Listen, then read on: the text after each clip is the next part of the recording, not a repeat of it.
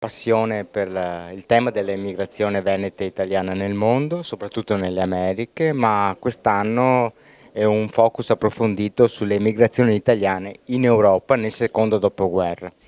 Sì, quest'anno abbiamo degli anniversari importanti, sebbene molto tristi, 120 anni della tragedia mineraria di Courrières, la più grande d'Europa, che ha visto perdere la vita a 200 italiani e 1100 minatori, e poi appunto Marcinelle. Tra pochi giorni si ricordano i 70 anni, l'8 agosto 1956, un difficilissimo e dolorosissimo incidente che vede la perdita di 262 minatori, di cui 136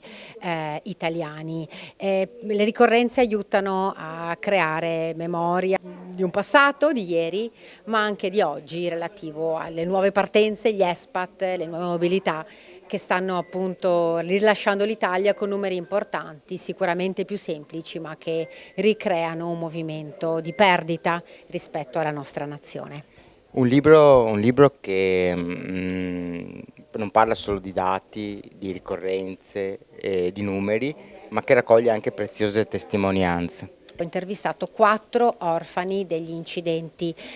sul lavoro che si sono insomma resi disponibili per rendere questa memoria, come dicevo prima, privata a collettiva. Ilvana Piccin, che ha perso il padre all'età di 12 anni proprio a Marcinelle, Ercolina Gregorutti, che ha perso il padre quando lei era nella pancia della mamma, proprio con l'incidente nella diga di Isourt in Francia. Insieme a questo voglio ricordare anche la signora Fabiane, lei figlia di una